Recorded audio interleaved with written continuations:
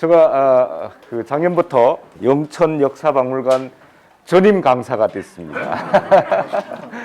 그래서 개강 때도 와서 강의를 하고, 그다음에 또 혹시 이 강의가 펑크 내시는 강사님 있으면 핀치터로 대신 와서 강의도 하고 그렇습니다. 하여튼 작년에 뵀던 분도 계시고 또 새롭게 오신 분도 계시고 참 반갑습니다. 근데 저는 이제 강의뿐만 아니라 이런 문화교실, 그러니까 공예교실 이런 것들도 활성화되면 영천 역사박물관이 명실공히 본격적인 박물관의 활동을 할 수 있지 않을까 싶은 생각이 듭니다. 오늘 회장님, 부회장, 총무도 계시고, 그래서 1기, 2기, 3기 쌓이면 아주 굉장히 큰 문화적 힘이 되는 것 같아요. 그러니까 어떤 지역에 갔을 때 문화총량이라는 게 있습니다. 그러니까 그 지역의 역사문화 총량이라는 게 있는데, 여러분들의 이 강의와 이 프로그램과 박물관과 여러분 수강생 한 분 한 분이 영천의 역사문화 총량을 높이고 있다라고 생각하시면 됩니다. 오늘 박물관 어떤 지역에 갔더니만 굉장히 중요한 강의인데 수강생이 한 10명 미만이다. 그 문화 총량이 많이 줄어들 수도 있는데, 오늘 보면서 영천의 문화 총량은 영천 역사박물관에서 굉장히 많이 높여주고, 또 그 가운데 대부분은 여러분들이 영천의 문화 총량을 높여주는구나. 그래서 시장님 계셨으면 내가 더 적극적으로 이러한 그 박물관에 대한 응원과 그다음에 박물관 대학을 포함해서 박물관의 여러 활동들에 대해서 왜 지원을 해야 되는지, 그 지원이 결국 돈을 예산을 허비하는 것이 아니라 그것은 문화로서 재창조돼서 지역의 품격을 올려주는 총량을 높여주는 그런 것이다라고 말씀을 드리고 싶었습니다. 그래서 여러분들은 한 분 한 분이 귀한 영천의 역사문화 자산이고요. 그 총량을 높여주는 굉장히 중요한 분인 것 같습니다. 원래 이민년이라고 해서 호랑이, 특히 검은 호랑이 해라고 이야기를 하는데, 그래서 영천 역사박물관에서도 호랑이 특별전도 하고 있어서 오늘 제가 말씀드리는 것은 호랑이에 관련된 것입니다. 호랑이의 역사, 호랑이의 그림, 호랑이의 이야기 이런 것들을 갖고 시작을 할까 합니다. 그래서 기본적으로 호랑이는 한국인은 산신령이라고 하죠. 그래서 호랑이는 산신령이기도 하고 산신령을 태우기도 하고, 그래서 산천을 호령한다라는 주제를 만들어 봤습니다. 제가 가장 좋아하는 호랑이 모습입니다. 이건 이따도 설명하겠지만 전라북도 인실군 호암리에 있는 호랑이인데요. 여러분, 이 호랑이 같습니까? 여러분의 얼굴 같지 않습니까? 과연 이 지역에서 최고의 석상이 오늘날 돌 조각가가 만들었을 이 호랑이를 이렇게 멋지게 만들었어요. 무서운 게 하나도 없고 우리의 모습을 갖다 대면 다 통용되면 다 우리의 모습인데요. 그래서 결국 이제 우리가 호랑이에 대해서 알아야 될 것은 이 자연적인 호랑이도 생태학적 호랑이도 이해되지만 이런 문화적으로 또 들어와서 있는 호랑이의 상징과 의미를 좀 많이 알아야 되겠다. 그래서 오늘은 자연의 호랑이보다는 이 문화적으로 들어온 호랑이에 대한 이야기를 많이 말씀을 드리고자 합니다. 그럼 그 사람에게 호랑이는 어떤 존재인가? 우리는 호랑이를 어떻게 바라보고 있느냐? 하고 있을 때 호랑이는 기본적으로 호환마마보다 더 무서운 사람을 잡아먹는 포식자. 그래서 이건 뭐냐면 이따 다시 보겠지만은 호식총이라고 해서 호랑이한테 물려 죽은 사람의 무덤입니다. 지금도 태백에 가면 태백산에 가면 많이 있습니다. 그래서 기본적으로 사람을 잡아먹는 존재이고요. 두 번째는 뭐니 해도 호랑이는 그러니까 옛날 저 가능한 호랑이 담배 피우면서 우리 옛날 이야기에 나오는 존재이기도 하고, 호랑이는 토끼한테 당해서 결국 불에 타 죽기도 하고, 굉장히 해악과 풍자의 대상이 무서운 존재가 아니라 아주 우습고 재미있는 존재로 옛날 이야기 속에 호랑이가 등장한다는 것입니다. 그런가 하면 호랑이는 아까 그 산천을 호령할 때 호랑이 자체가 산신령이기도 하고, 호랑이가 산신령의 심부름꾼이기도 하고, 그래서 기본적으로 호랑이는 무서운 존재이기 때문에 우리가 신앙하는 신앙적인 존재로서도 바라볼 수 있는 존재이고, 그다음에 기본적으로 호랑이가 한반도에 살면요, 한반도의 자연 생태가 완전히 균형을 이룬다고 생각하시면 됩니다. 근데 지금 이제 뭐 그 지산 반달곰은 많이 활성화되는데, 반달곰은 사람의 영역하고 이게 그렇게 그 충돌이 없는데, 호랑이는 사람과 생존에 있어서 굉장히 충돌이 이루어지기 때문에 지금 호랑이는 시베리아 쪽으로, 시베리아 그 연해주 쪽으로가 있지, 한반도에. 근데 호랑이가 만약에 한반도에 산다면 한반도의 자연 환경이 살아있다라는 뜻이 됩니다. 그래서 생태계의 최상급의 존재이면서 하나의 조절자. 예를 들자면 지금 뭐 멧돼지가 굉장히 문제가 되잖아요. 호랑이 한 마리 있으면 그 산천 주위에 멧돼지 다 잡으면, 그러니까 최고의 포식자인, 그러니까 그 초원의 밀림의 사자가 최소의 포식자라면 한반도에서는 호랑이가 그런 존재예요. 그럼 호랑이에게는 우리 인간이 어떻게 보였을까? 뭐냐면 이건 동삼동 조개무지 표창에 보면 호랑이 뼈가 아마 이미 이렇게 있어요. 그럼 호랑이 뼈를 사람이 잡아먹었거나 뭐 어떻게 했었을 거 아닙니까? 호랑이도 사람을 굉장히 경계의 대상으로 삼고 있을 거라는 생각이 듭니다. 그러니까 사람 잡아먹는 이야기, 먹잇감이 되는 거고. 그러니까 보니까 이제 굉장히 무서운 존재이고요. 그다음에 그런가 하면 또 인간이 호랑이를 많이 포획을 했잖아요. 그 무용청에 나오는 그 수렵도인데 호랑이를 많이 잡아먹으면, 그리고 호랑이도 우리를 굉장히 무서워하고 두려워하는 존재가 되는 것이죠. 그래서 호랑이가 상상하는 인간의 모습은, 사람은요, 동물들이 무서워하는 이유가 그러니까 눈높이 갖고 동물의 세계에서는 눈싸움과 눈높이를 기싸움 하거든요. 근데 그 사람 키가 1m, 2m 가까우니까 앞만 보면 굉장히 무서운 존재, 동물들한테는. 근데 뒤에는 아무것도 없죠. 그러니까 이 앞에는 키가 큰 놈이고 뒤에는 막 이게 뭔가가 있을 것이라고 생각하는데 헛방인 거죠. 그래서 호랑이가 상상한 인간의 모습은 아마 이런 모습이 아닐까. 그러니까 아주 키 큰 존재, 그리고 뒤에는 막 무시무시한 힘을 가진 다리가 4개이거나 막 힘이 좋은 존재로서 하기 때문에 기본적으로 호랑이는 굉장히 그 사람 자체를 무서워한다라고 이해하십니다. 선사 시대에는요, 그러니까 자연이 중심이니까 호랑이 우선 시대입니다. 인간보다 호랑이가 훨씬 더 힘의 우위와 존재의 우위를 갖고 있습니다. 이때 호랑이의 소리는 이렇습니다.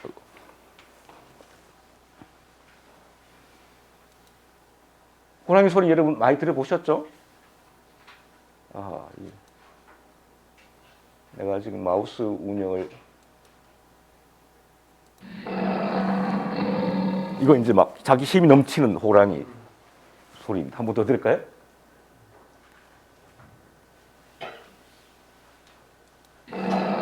뭔가 이제 위협하고 사람보다 더, 그러니까 내가 산속의 산중군자다, 뭐 이 정도로 위험을. 선사시대는 자연 중심, 동물 중심의 사회였기 때문에 그렇습니다.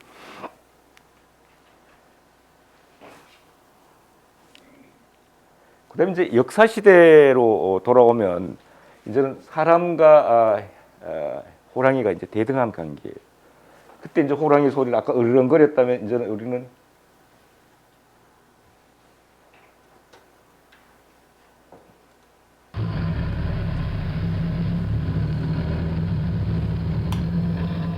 이거 위협하는 거죠. 막 대들지 사람한테, 아까는 사람을 덮칠 기세였다면 역사 시대에 오면 사람과 인간이 이제 으르렁거리고 서로 이제 기싸움하는 소리가 이제 이 소리입니다.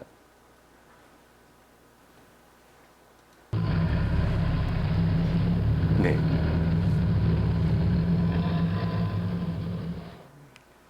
이제 그 조선 시대 오면은 이제 사람의 이제 힘이 더 크고서 호랑이의 사는 곳으로 이제 침범하고 되고 사람과 인간이 굉장히 충돌하지만 이제 호랑이 우위가 아니라 인간 우위가 되는 겁니다.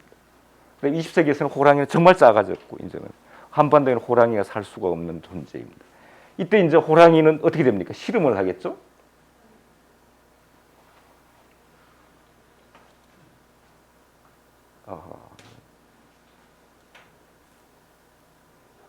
이 소리는 안 들리나? 씨름하는 소리가?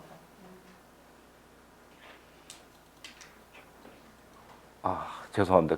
그는 씨름하는 소리는, 그러니까 고양이가 씨름하는 것처럼, 고양이가 아픔이 씨름하는 것처럼 호랑이도 씨름을 하는 건데, 이처럼 그 호랑이의 목소리, 우는 소리에 따라서 호랑이의 존재라든지 호랑이의 상태를 이해할 수가 있는데요. 기본적으로 저는 이런 생각이 듭니다. 동등한 시대가 와야 된다. 우리는 지금 동물의 세계에서 가장 나쁜 놈은 전번 시간에 말씀드린 것처럼 인간 같은 놈입니다. 그러니까 자연 생태계를 다 망치고 코로나 엔데믹을 갖고 온 것도 바로 인간 자체입니다. 인간 때문에 그런 거지 다른 존재를 이야기할 수는 없습니다. 그래서 기본적으로 같이 생존하는 게 굉장히 중요한 시대인 것 같고요. 여기도 이제 영천도 보면 이쪽에 인고 이쪽 보면 자연 생태가 굉장히 산도 많고 많이 있잖아요. 저렇게 굉장히 그 영천을 또 자연의 총량을 높이는 그런 하나의 측면이 있지 않을까 싶은 거예요. 이건 뭐 전번에 새해에 대해 많이 이야기를 했죠. 원래 이민년인데 요즘 최근에 와서 색깔별로 원래는 무슨 색깔의 동물의 해인가라는 이야기를 했는데요. 십간이 갑을, 병정, 무기, 경신, 임계인데요. 이걸 이제 그 오방색으로 따지면 갑이 육식갑자 갑과 을이 들어간 연도에는 나무목에 해당되는 거고요. 이때는 청색에 해당되는 거예요. 그다음에 병정은 불라에 해당되고 붉은색에 해당돼요. 그다음에 그 여기는 중간에 해당되고 흑토에 해당되고 노란색에 해당돼요. 경신은 금이고 흰색입니다. 그다음에 임계는 물수이고 검은색입니다. 그러니까 원래 임인년이지 않습니까? 임이 들어갔으니까 원래는 60갑자 가운데 검은 그 60갑자 가운데 5번의 호랑이 해가 오는데 예를 들면 갑인년, 병인년, 무인년, 뭐 이렇게 경인, 임인 이 5번이 오는데, 그러니까 갑인년은 갑이 그 청색이지 않습니까? 푸른 호랑이띠의 해이고, 병인년은 붉은색이고요.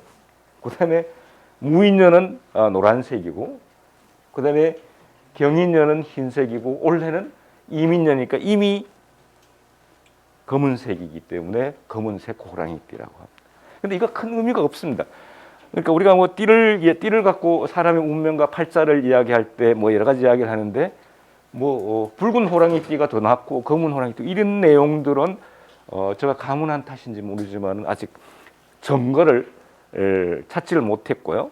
이게 언제부터 시작됐냐면 2006년, 2007년이 아마 황금돼지띠의 해, 쌍춘년 이런 이야기를 들으셨을 겁니다. 쌍춘년은 입춘은 24절기에 속하기 때문에 양력입니다. 근데 음력으로는 윤달이 든 달 같은 경우는 13달이 되겠죠. 그러니까 굉장히 한 달이 더 길어지니까 음력 한 1년 동안에 입춘이 2번 드는 경우가 있어요. 이걸 쌍춘년이라고 해요. 근데 가끔씩 들어요. 근데 이상하게 2005년인가 그때는 갑자기 쌍춘년에 결혼하면 잘 산다고 해서 엄청나게 많은 사람들이 결혼을 했고요. 그 다음 해가 정해년이었어요. 근데 정해년은 그때는 그 황금돼지띠 해다. 그래서 쌍춘년에 결혼한 사람이 황금돼지띠 해에 올해 아이를 놓으면 그 아이는 평생 잘 살 것이다라고 했습니다. 정해년. 그 정해년은 여기 정이니까 붉은 돼지띠 해입니다. 기본적으로. 근데 그때는 또 황금돼지띠라고 이야기를 해서 하여튼 이렇게 왔다 갔다 하는 그때부터 아주 2000년 초반에 시작된 이야기이지 그 이전부터 뭐 띠가 색깔별로 나누어서 어떤 띠는 잘 맞고 어떤 띠는 더 좋고 검은 띠는 더 좋고 뭐 노랑 띠는 더 나쁘다 이런 것은 없다고 이해하시면 되는데 지금은 전도가 되어서 계속 그러니까 그런 이야기를 하게 됩니다. 내년에 토끼띠 해인가요? 그럼 개묘년이 되겠죠? 그럼 개가 내년에 검은 또 토끼띠가 되는 거예요. 2년마다 이렇게 한 번씩 색깔이 돌아가는. 그러니까 60갑자 가운데 범띠해가 5번 드는데 그것을 오방색의 색깔별로 매치를 시켰을 때 우리가 지금 알고 있는 다양한 오방색에 따른 같은 띠동물을 이야기할 수 있다 하고 있다라고 이해하시면 될 것입니다.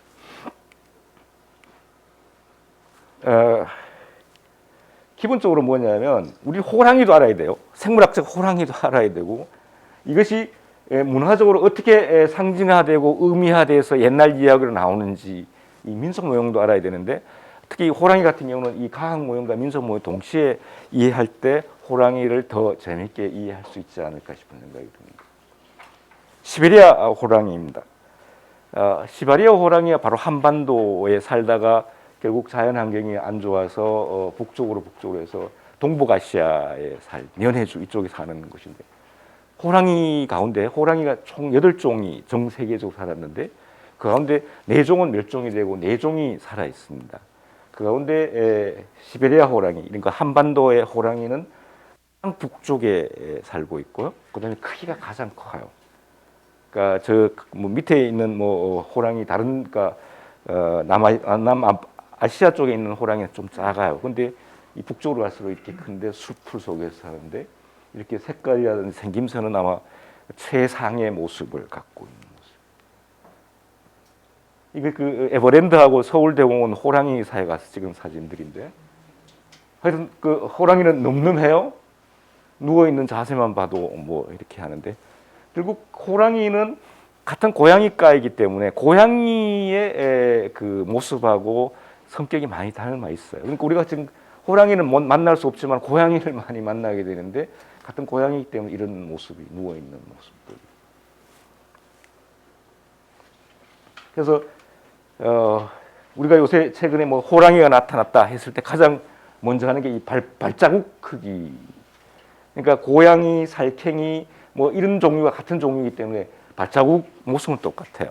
대신에 크기가 다르다는 것이죠. 그래서 호랑이가 이렇게 느릿느릿 걸어가다가도 먹이가 있으면 순식간에 달려가서 먹는. 그다음에 호랑이는 이 앞발이 굉장히 한 번 이렇게 호랑이 앞발로 한 번 치면 모든 동물들은 기절을 해버리는.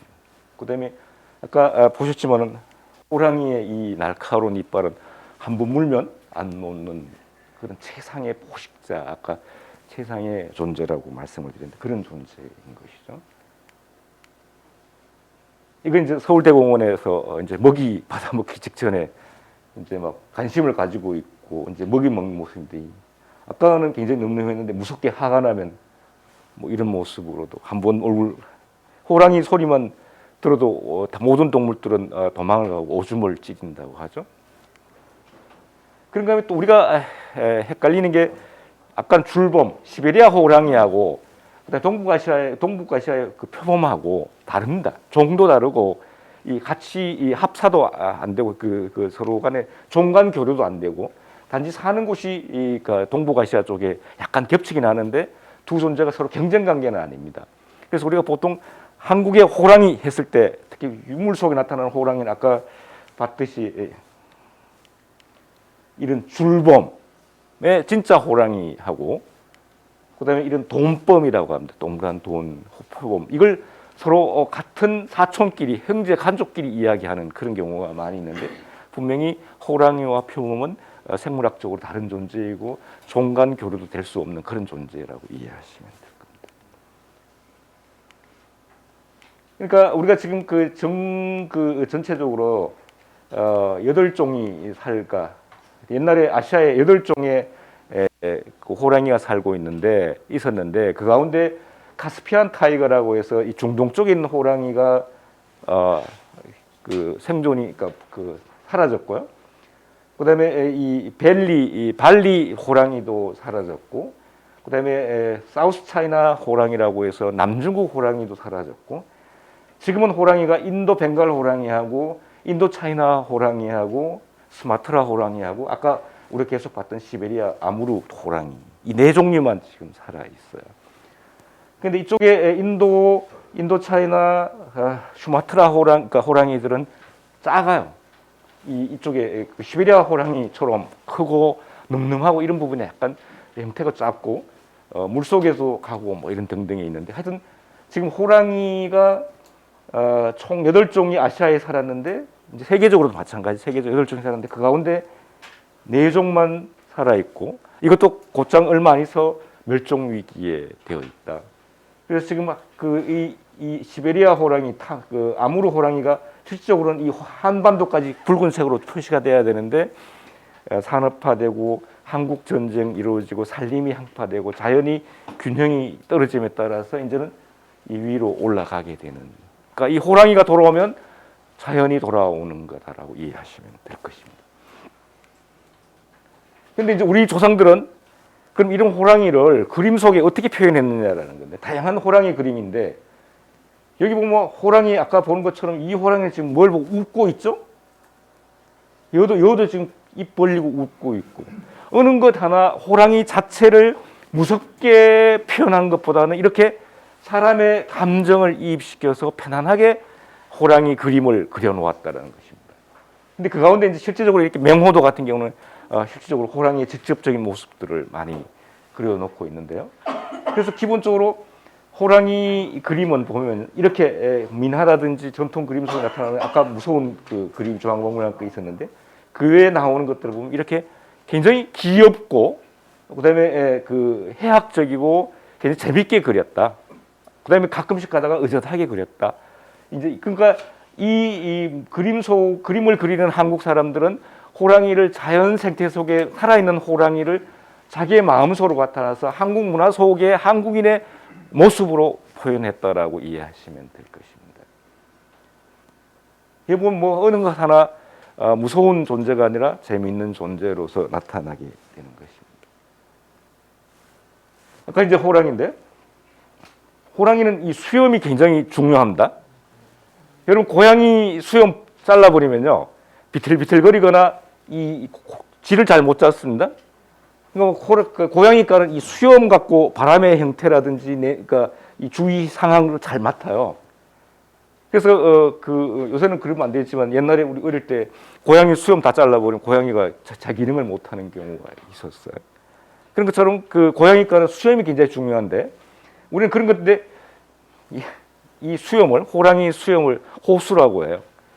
호수를 자기 눈 위에 딱 붙이면 이분의 전생 후생 미래까지 다 보여요. 그러니까 무당들이 점쟁이들이 그런 이야기를 해요.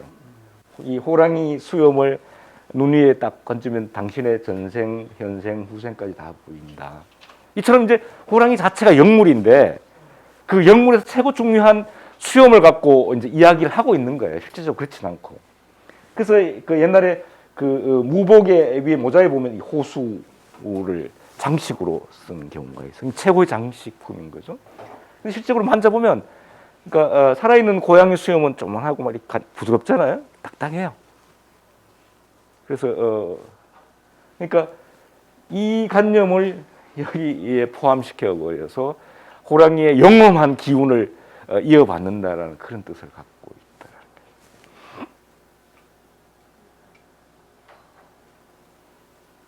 멋지잖아요.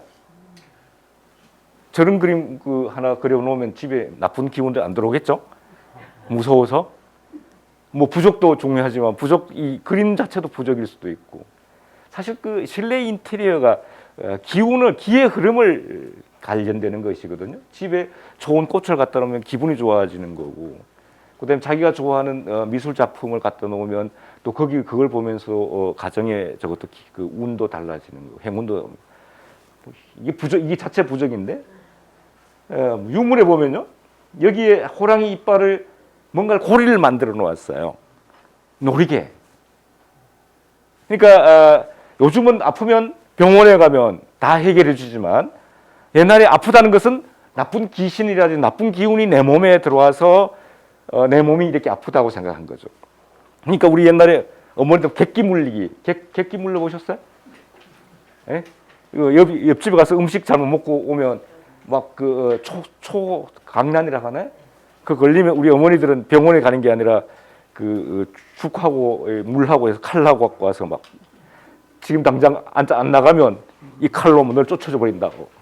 그러고 나서 막 이 아픈 사람 머리카락 이렇게 하고 나서 대문간을 향해서 칼을 딱 던지면 칼이 밖으로 나가면 나갔다고 생각하고 이 칼이 안으로 들어오면 나갈 때까지 던져야 돼. 그러니까 나쁜 기운 내지 나쁜 귀신이 내한테 들어와서 병이 생겼다는 게 옛날 사람들의 기본적인 생각이에요. 요즘 병균 이거지만 있어요? 있는 게 뭐냐면 저 고향이 안동인데요. 가끔씩 이제 전 많이 아팠어요. 지금도 변절 한절기 되면 한 열흘씩은 아파요. 지금 그 기간이에요. 그 내가 지금 코로나 걸린 줄 알고 갔는데 코로나 아니고 우리 집사람한테도 전염이 안 되는 거 봐서는 코로나는 아니에요. 우리 부부 관계에 문제가 있는지는 모르겠지만 근데 기본적으로 그렇게 갔는데 우리 어릴 때 어머니가 그걸 뭐냐면 처음에 콩을 줘요.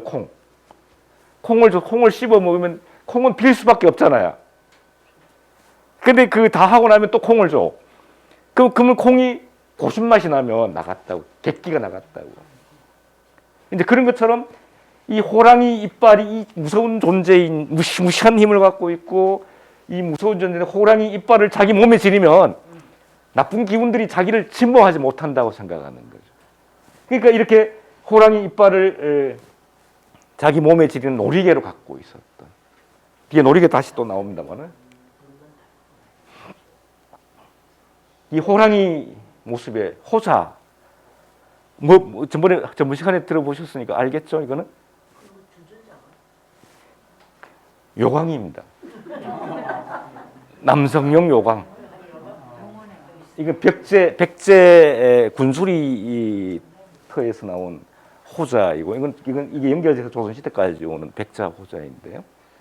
호랑이 앉아 있는 모습, 서 있는 모습을 그대로 했는데 눈 두 개 굉장히 안경맞죠. 그래서 여기 남성용 이동형 병기라고 생각하죠. 여성용 이동형 병기.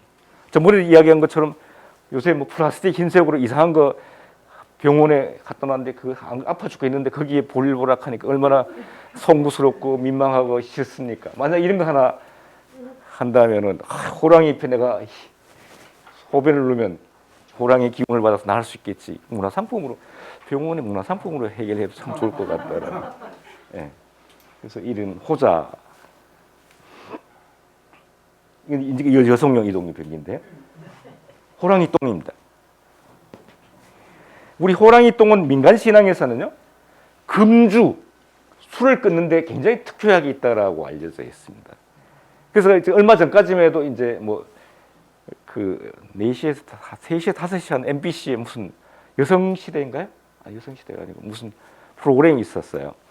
거기에 이제 호랑이에 제가 설명하러 나갔었는데 이제 지방에 있는 어머니가 서울에 따는 딸한테 편지를 보냈어요. 얘야 겨울이 되더니만 너희 아버지가 일도 안 하고 매일 술만 잡수고 고주망태가 됐다. 그러니까 옛날부터 내려오는 말에 의하면 호랑이 똥을 먹으면 금주의 특효약이라 하니 네가 서울에 사니까 서울대공원에 가서 호랑이 똥을 좀 구해왔으면 좋겠다. 라는 편지를 보내왔어요. 근데 그 호랑이 똥이 엄청납니다. 이거 먹으면 안 됩니다. 해결되고. 그런데 그럴 때 우리 조상들은 이 호랑이 똥을 먹으면 산다라고. 그러니까 술을 끊는다라는 설 때문에 호랑이 똥도 굉장히 약으로 썼던 것입니다. 최근에 제가 지나가는 동물 세상에 이런 일이 한 번 봤는데 원숭이 그러니까 아버지가 황금 원숭이인데 그러니까 새끼를 낳는데 황금 원숭이는 굉장히 가족애가 출중한데 자기가 없는 사이에 새끼를 낳아갖고 이 새끼를 굉장히 자기 새끼인 것 아는 것처럼 계속 막 괴롭히고 막 그 가정을 하는데 그래서 그 수의사가 뭘 하냐면 호랑이 인형에 호랑이 똥을 묻혀서 갖다 보냅니다. 그러면 이 온 가족이 놀래갖고 막 한테 모여서 이제 스킨십을 하면서 친한 관계로 형성되는 그런 관계를 봤는데 얼마 전까지 저런 이야기도 있었습니다. 멧돼지가 우리 한반도에 호랑이가 없어서 멧돼지가 너무 많이 않다. 농촌에 가면 지금은 무슨 전기선줄 깔고 이렇게 하지만 이거 멧돼지 퇴치할 수 있는 산짐승 고라니 퇴치할 수 있는 게 뭘까 했을 때 호랑이 똥을 활용하자는 제안도 나왔었어요. 근데 실질적으로 호랑이 똥은 뭔지는 모르지만 일반 동물들한테는 굉장히 호랑이 소리뿐만 아니라 호랑이 똥도 굉장히 두려운 존재로서 나타난다는 것이 동물 생태학자들의 이야기예요. 그래서 호랑이 똥도 개똥도약에 쓰려면 없지만 호랑이 똥은 더더욱 그렇다. 아까 이제 제가 줄봄, 호랑이하고 표범이 같은 고양이까지는 종도 달고 종간 교배도 이종 교배도 안 된다고 말씀을 드렸는데 우리 조상들은 이런 문학적 그러니까 그림 속에서는 막 이렇게 소나무를 그렸고 줄범과 돈범 같이 그렸고 그 사이에 새끼라고 생각되는 그것도 또 돈범도 만들고 이렇게 막 가족처럼 이렇게 그려놓고 있죠. 그래서 한 공기 한 영역석이 동시에 산다고 하는데 동물학자들은 이걸 보면 생물학자들이 보면 아 우리 조상들은 자연에 대해서 너무 지식이 없구나라고 생각을 합니다. 왜냐하면 같은 영역에 살지도 않고 가족도 될 수 없고 새끼도 놓을 수 없는 그런 존재인데 근데 우리 속담에는 범을 새끼를 놓으면 세 마리를 낳는데 그 가운데 첫 번째는 줄범 호랑이고 두 번째는 돈범 표범이고 세 번째는 개갈가지 그 시라소니 그거다라고 이런 속담이 있어요. 그러니까 옛날에 같은 병풍에 그릴 때 소나무 밑에 이렇게 줄범과 돈범과 또 가족이 돼서 새끼가 나오는 것까지 이렇게 표현하고 있는데 저는 그거 떠나서 이게 굉장히 큰 대형 병풍인데요. 이게 지금 삼성 그 이건희 소장품이 이번에 이제 중앙박물관에 기증이 됐어요. 그래서 이번에 호랑이전 하면서 전시가 된 걸로 알고 있는데 이 엄청납니다. 지금 이렇게 보니까 그런데 이 엄청난 그러니까 호랑이 아까 한 마리만 호랑이 그림 한 마리 갖다 놔도 사방에 모든 그 나쁜 기시 도망가는데 이 정도 딱 해놓으면 집안에 나쁜 기운들을 쫓아내고 좋은 기운 들어올 거 아닙니까? 그런 의미에서 생물학적으로 보면 이게 형편없는 그림이지만 우리의 문화적 정서상으로 보면 굉장히 대작인 것이죠. 이것도 마찬가지로 그렇게 그렸습니다. 줄범, 돈범, 가족처럼 우리 지금 가족이 행복했으면 웃고 있잖아요. 근데 이거는 이제 자연 생태계에서는 이런 방식으로는 존재하지 않는 것으로 이해를 할 수. 그렇다고 해서 우리가 조상 이게 잘못된 거고 그런 것보다는 그러니까 자연 생태계의 동물 자체, 호랑이 자체에 대한 이해도 필요하고 이것도 동시에 이해했을 때 호랑이에 대한 한국인의 관심과 의미와 상징이 더 풍부해진다고 생각하지 어느 쪽이 나쁘다 좋다 이게 틀렸다 좋다 그런 이야기는 생각하지 않습니다. 네, 이왕 시작했으니까 그러니까 이왕 쉬는 이야기 했으니까 여러분 오래 앉아 계셨으니까 또 쉬는 시간도 20분이라고 하더라고요. 근데 내가 지금 이 슬라이드를 갖고 온 게 한 200장 갖고 왔어요.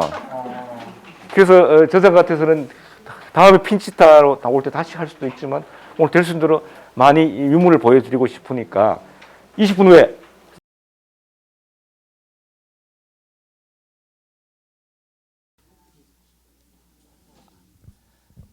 범띠 정월달 2월달 밤에 태어난 사람 그러니까 이제 띠 이야기를 저 전공이 동물민속이면서 12지 12띠동물의 상징성으로 동물민속을 공부하는 학자입니다. 그러니까 박물관장이 전에 그래서 이제 띠 이야기를 많이 할 때 하는데 한국 사람들은 띠 이야기를 평생 3번 정도 합니다. 첫 번째 연말 연시에 한 해를 마무리하고 새해를 맞이하면서 새해 60갑자의 띠동물이 뭐냐에 따라서 한 해 해운을 점치고 그다음에 하운에 덕담을 풀어나가는 것이죠. 그러니까 올해 같은 경우는 아까 이민년 검은 호랑이띠라고 이야기를 했죠. 그렇게 보면 보통 12월 동지 지나서 정월 대보름까지는 계속 띠 이야기 많이 합니다. 그래서 한국 사람들이 띠 이야기를 가장 많이 하는 게 이렇게 연말 연시에 이야기를 하고요. 두 번째는 아이가 이 세상에 태어나는 순간 그 아이의 평생문을 이야기할 때 띠동물을 이야기합니다. 여러분들은 이제 혈액형을 A형, B형, AB형, O형 이렇게 해서 혈액형에 따라서 사람의 성격을 나누는데요. 그것은 과학적 근거가 아직까지 증명이 안 됐답니다. 그냥 하는 이야기 정도이라고 합니다. 근데 한국인은 태어나자마자 너는 소띠니까 소는 굉장히 근면하고 부지런하기 때문에 열심히 일하면 훌륭한 사람이 될 거야. 잔다미띠는 손재주가 많아서 너는 손재주가 있을 거야. 그다음에 이런 등등의 자기 띠와 관련된 이야기를 많이 합니다. 평생 수호동물이라고 할 수 있는 띠동물이 어떤 성격을 가졌냐에 따라서 그에 태어난 아이의 성격과 운명도 그 띠동물을 닮는다고 생각하시는 거죠. 그래서 그때 이제 두 번째, 그다음에 세 번째는 그 아이가 커서 요즘은 궁합 보는 사람이 없지만은 궁합을 볼 때 어떤 띠와 어떤 띠는 삼합이고 어떤 띠와 어떤 띠는 원진 관계다. 그래서 띠궁합을 볼 때 띠 이야기를 합니다. 그래서 한국 사람들은 띠 이야기를 이렇게 현말연시, 아이가 세상에 태어나는 순간, 그다음에 그 아이가 커서 그 결혼을 할 때, 궁합을 볼 때 띠 이야기를 많이 해요. 띠동물 이야기를 많이 합니다.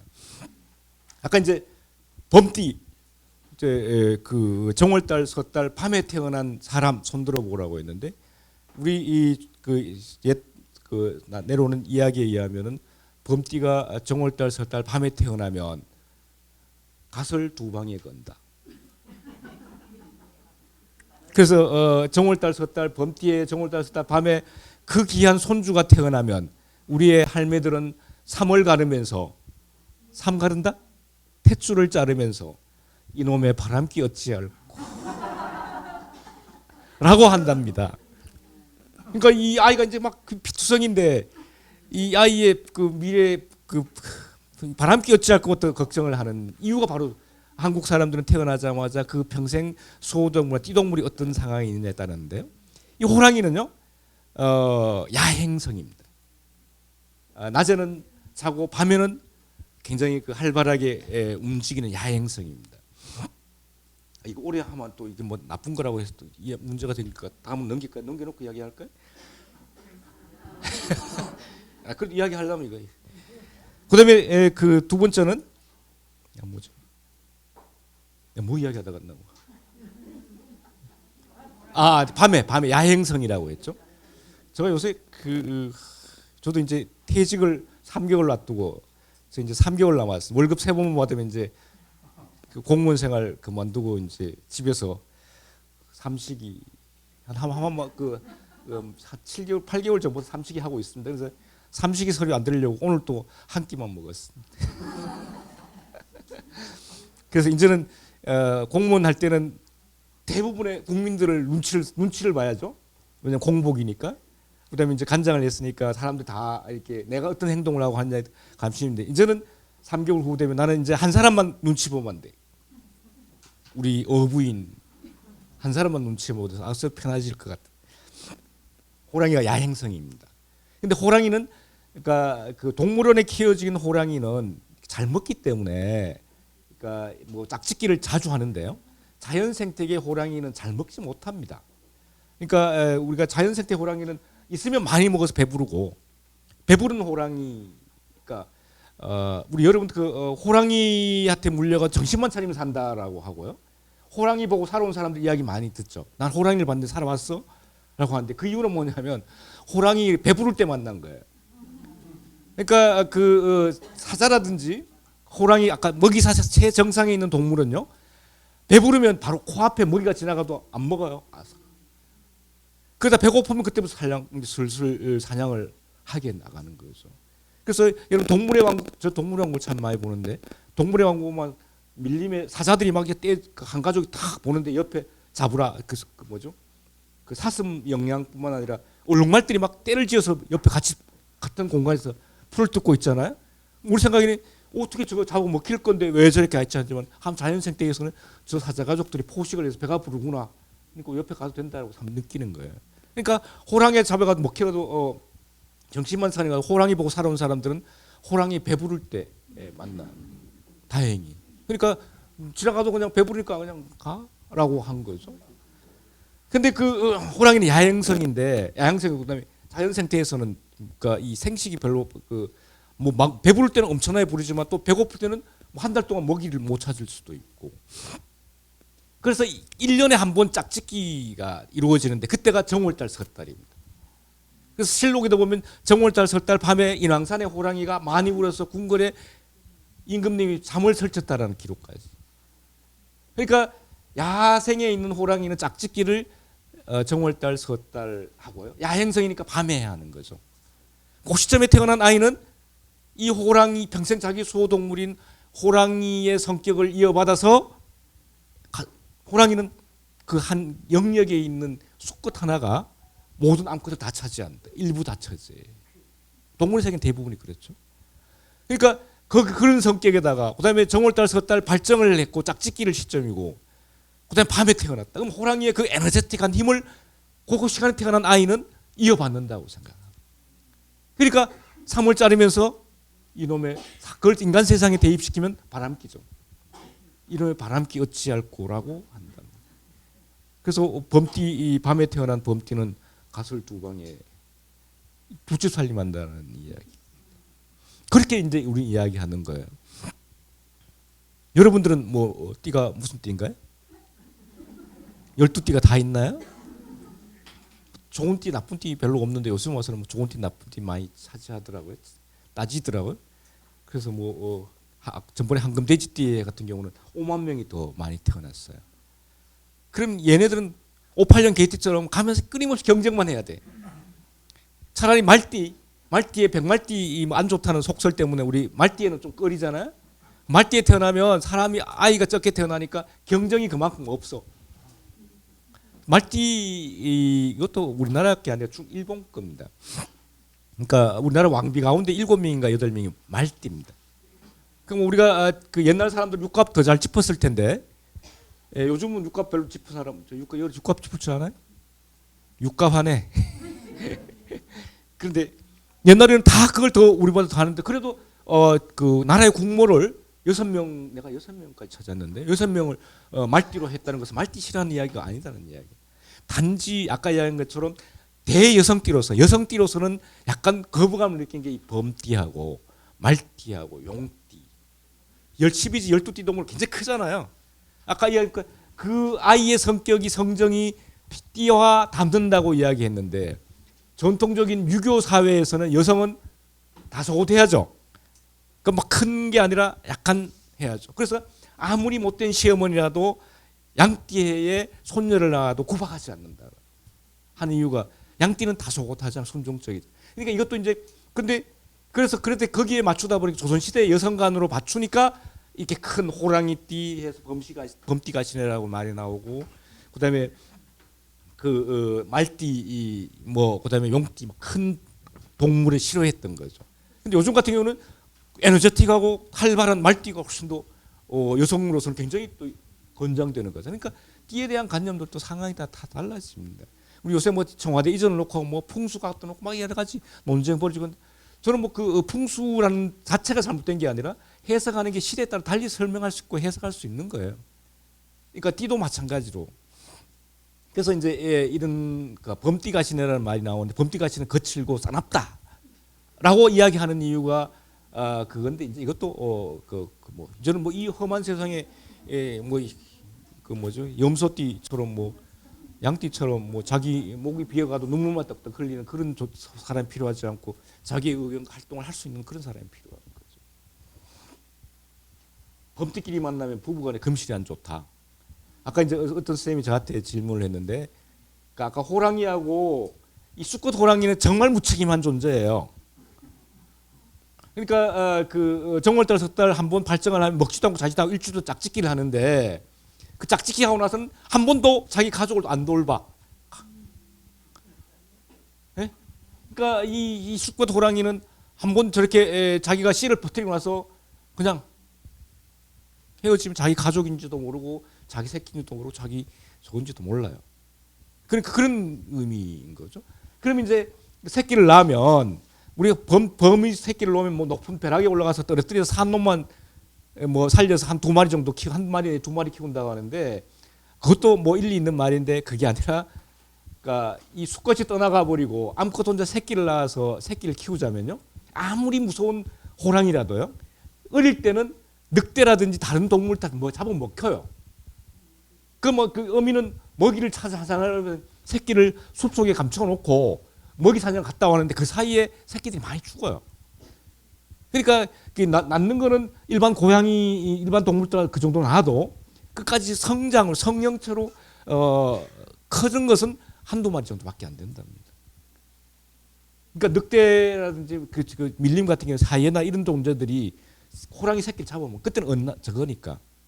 그래서 이런 말이 그러니까 이 밑에 말하고 그러니까 그 호랑이는 새끼를 한두 마리밖에 안 놓고 그것도 높은 벼랑 위에 떨어뜨려서 산 놈만 키운다고 하는데 그게 아니라 이 어미 혼자 키우려니까 얼마나 힘들겠습니까?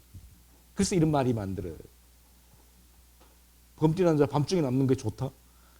이것도 속담에 나오니까 이 말이 이거는 뭐 아까 이야기한 것처럼 바람 끼거나 소시를 돈다라는 이런 말들이 바로 이런 뜻입니다. 제가 그 소띠인데요. 소띠인데 4월 중순 아침 9시에 태어났어요. 좋아요? 이때는 여물도 못 먹고 아침에 놈 심으려고 논밭에 가서 일해야 되는데, 예? 일해야 되는 시점에 태어났어요. 그래서 저희 그 선비께서는, 돌아가신 어머니께서 항상 자네는 그렇게 일복이 많아서 어찌하노라고 이야기하는데, 요새 일이 없어졌어요. 그러니까 제가 어디 사냐면 포항 삽니다.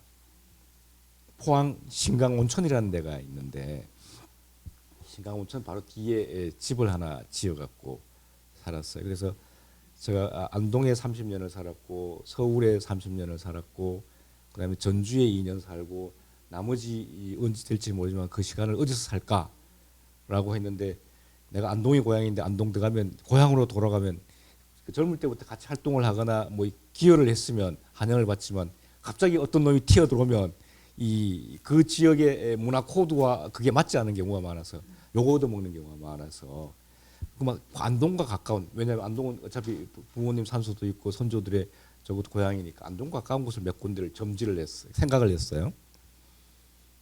그런데 그 포항에 대해서 잘못 알고 있는 게, 포항의 역사는 종합제철이 들어오기 전과 이후로 나누어져요. 그러니까 지금 끊임없이 거기에 막 그 거친 막 이런 생각인데, 포항은 푸른 동해가 있어서 먹거리가 굉장히 풍부해요. 해 많잖아요. 그다음에 그쪽에 가면은 그 뭐죠, 비악산을 포함해서 내가 살고 있는 그 뒤에는 보경사를 포함해서 그 옥계 계곡을 해서 그 계곡이 정말 멋져요. 그러니까 겸재 선생이 청하 현감으로 와서 거기서 금강산 전도를 완성했다고 하잖아요. 거기 그림을 그렸잖아요.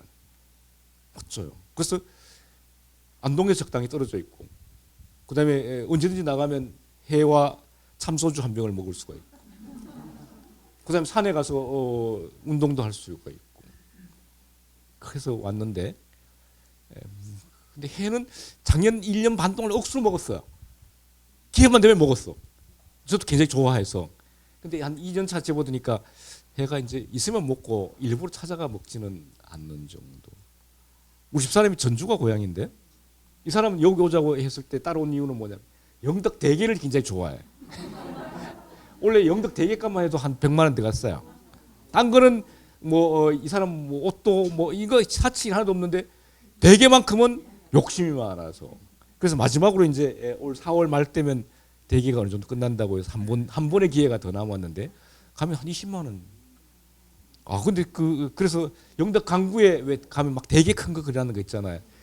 그래서 내 공무원 놀고 도저히 가 먹지는 못하고 한번 한번 먹어봐야 되는데 한번 가 먹었어요. 대게 2마리 주고 50만 원. 나올 수도 없고. 응? 여러분 영덕 그 강구에 가서 되게 큰 거 그리는데 막 그 입구에 막 있잖아요. 예, 박달대게 깍 찾는 대게 엄청나게 비싸요. 50만 원. 4명 가서 50만 원 먹었는데. 그래서 그 다음부터는 무한리필로 가자. 홍게 대게 무한리필로 가자. 그래서 이제 제가 포항에 왔어요. 재밌는 것은 아는 사람이 별로 없으니까, 아는 사람 뭐 몇 명밖에 안 되니까, 평상시에는 별로 뭐 옷을 그냥 안 차려입고 뭐 머리도 그냥 모자 쓰고 다니고, 면도도 오늘 여기 온다고 열흘 만에 처음 이랬는데, 하여튼 좋은 거는 공해, 그러니까 그 공기, 소리, 냄새, 그다음 사람과의 부닥침이 없어요. 그게 참 좋더라고요, 저는 개인적으로. 그러니까 밖에 아침 문 열면 그 공기, 그다음에 시끄러운 막 그 소음, 노이즈도 없고, 그다음에 뭐 사람들 만나려면 한참 가서 일부러 찾아가서 만나야 되는 그 상황들이 참 좋아서 포항에 왔는데, 포항에 오자마자 세금만 내라고 하고, 그 모두 세금, 이제 시세 같은 거 뭐 자동차세 뭐 이 주민세만. 그래서 딴 데로 갈라 해도 갈 수도 없고, 그럴 줄 알았으면 영천으로 올 걸. 영천으로 와서 말이나 탈 걸. 말 산업을 선도하는 도시 약간 오다 보니까 안강에서 제를 넘다 보니까 거기에 말의 도시라고 써 있어서 말 타러 올 걸. 가까워요. 오늘 40분 걸렸어요. 저희 집에서 이쯤 오는데. 그래서 처음에 올 때는 길을 몰라서 굉장히 막 멀다고 생각했는데 제가 강의를 지금 4번째 오나요? 작년에 3번, 4번째 오니까 이제 길을 가니까 이제 뭐 시간 돼서 시간이 만약에 천천히 오기도 하고 뭐 그랬는데 영천 또 제 동생이 삼사관학교를 나왔어요. 그래서 옛날에 막 그 삼사관 면회 걸려면 안동에서 새벽 열차 타고 와갖고 막 가고 해서 그러면 나오면 또 동생이 노상 훈련 받다 깨끗한 모습으로 나오고 그래서 또 그 모습은 약간 영천에 대한 이미지 이건 약간 그래서 하여튼 그렇습니다. 여러분들은 자기가 태어난 곳, 자기가 자란 곳, 자기의 사회생활을 하면서 한 곳에 계속 산다는 것은 정말 복받은 일이 아닐까 싶은 생각을 합니다. 그래서 영천이 교통도 편리하고 사통팔달이 이루어지고 무엇보다도 영천 역사박물관이 있고 여러분들의 역사와 문화에 관계되는 여러분들이 있어서 아마 영천은 좋은 살기 좋은 곳이 되지 않을까 싶은 생각을 합니다. 그때 다시 이사 오는 걸 고려해 보도록 하겠습니다. 그래서 호랑이 하여튼 이렇습니다. 그다음 이제 호랑이의 가장 많이 듣는 이야기 지금쯤 이제 저녁 먹고 겨울에 손주들 이불 속에 앉혀놓고 옛날 옛적에 깐날 가적에 호랑이 담배 피우고 토끼가 담뱃불 붙여준 시절에 누가 살았는데 착한 누가 살았고 뭐 옛날 이야기 이렇게 시작해요. 옛날 옛적 깐날 가적 아마득한 먼 옛날에 호랑이 담배 피우고 토끼가 담뱃불 붙여주던 시절에 언제입니까? 그 옛날 까마득한 옛날? 예? 그러니까 전번에 와서 강의를 담배라는 게 임진왜란때 그 포르투갈에서 일본을 통해서 들어왔으니까 그 까마득한 옛날은 420몇 년 됐나요?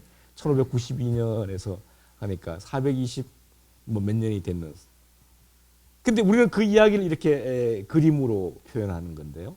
이 그림의 저거는 뭐냐면 자축인묘 진사오미 신유술래 12지를 음력 달로 결합하면 정월달이 자월이 아니고 정월달이 인월입니다. 호랑이의 달입니다. 정월달이. 근데 2월달은 자동적으로 뭐가 됩니까? 묘월 토끼의 달인 거죠. 그래서 정월달 형님한테 토끼가 예를 표한다라는 중국 기록이 있는데 이것을 한국에 가져다는 옛날 깐날 호랑이 담배 피우던 토끼가 담뱃불 붙여진 시대로 바꿔버렸어요. 그러니까 아주 먼 옛날은 아니지만 이렇게 이것은 근본적인 것은 1월달 정월달의 주인인 호랑이 형님한테 2월달 동생이 담뱃불을 붙여주는 것은 예를 표하는 그런 것이 이렇게 한국에 와서 변해버렸다. 8달 사이에 수원 8달 사이에 있는 건데 많죠? 이런 민화 속에 보면 지금 호랑이가 담배 피우는데 토끼 2마리가 이건 까치 호랑이까지도 굉장히 재미있는 모습으로 등장하고 있는데 결국 이런 겁니다. 그러니까 어떤 문화의 문자가 옛날 이야기처럼 내려오다가 갑자기 누가 어떤 사람이 그리고 싶으면 이렇게 그려버리면 이거는 없어지지 않는 하나의 역사가 되면서 많은 이야기거리를 만들어내는 것이죠.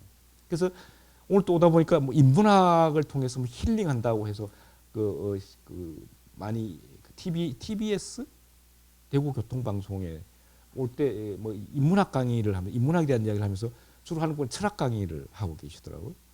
그래서 우리는 이런 그림 하나 보면서 이 옛날 이야기도 생각하고 이렇게 그려지는 화가도 생각하고 왜 이런 그림을 만들어주는 이런 게 우리의 것도 알고 옛날 것도 알고 우리가 그 힐링하는 시간이 아닐까라는 생각을 해봤습니다.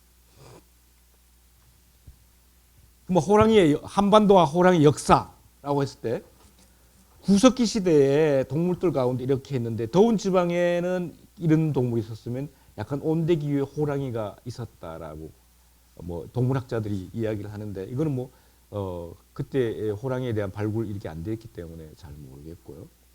신석기 시대에 부산 동삼동 폐총은 쓰레기터 그러니까 그 서울의 난지도처럼 그 시대의 사람들이 먹고 남고 버리는 물건을 버리는 쓰레기터인데 거기에 이렇게 호랑이 정강이뼈하고 호랑이뼈가 등장을 합니다. 그래서 아까 이야기한 것처럼 이때 호랑이를 잡아먹었거나 뭐 길지는 않았겠죠. 그래서 호랑이를 뭐 제물로 쓰였거나 해서 하여튼 사람이 뭔가를 사람의 생활 공간으로 호랑이가 들어왔다는 것은 이렇게 호랑이 뼈인 실체를 보고 신석기 시대부터 나와 있고요. 청동기 시대 보면 대구, 그러니까 버클, 버클인데 말 형태도 있고 이 호랑이 형태도 있고요. 그다음에 여기 가까운 울산 방구대 암각화에도 보면 이 호랑이 그림들이 나옵니다. 여기도 보면 이 줄범도 있고 표범도 있고 호랑이도 있고 표범도 있고. 그래서 이때도 한반도의 남부지방까지 이 호랑이들이 있었다는 거. 최후의 호랑이가 그 잡힌 게 경주에서 잡혔죠. 그래서 호랑이가 아주 먼 옛날 이야기는 아닙니다. 옛날 옛적 호랑이하고 같이 살던 시대가. 근데 이처럼 이렇게 구석기에도 있었을 것이고 신석기, 청동기 시대에 해당되는 이 시대에도 호랑이 유물과 유적들이 등장하고 있다라는 것으로 알 수가 있습니다. 그다음에 이제 문헌에도 보면 호랑이 이야기들이 많이 나옵니다. 그러니까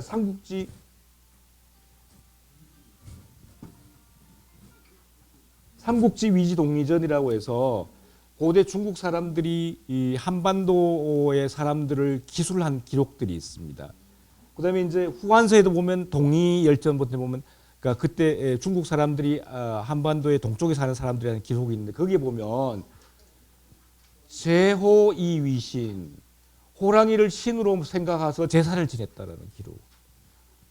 이것도 마찬가지입니다. 호랑이를 신으로 모시고 사당에 모셨다라는 기록들이 있습니다.